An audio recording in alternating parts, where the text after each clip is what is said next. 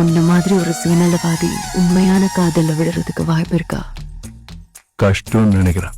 காதல் பந்தியில் நாமே உணவுதான், உண்ணும் பொருளே உன்னை உண்ணும் விந்தை இங்கேதான். காதல் பார்வையில் பூமி வேறுதான், மார்கழி வேர்க்கும் சித்திரை குளிரும் மாறுதல் இங்கேதான்.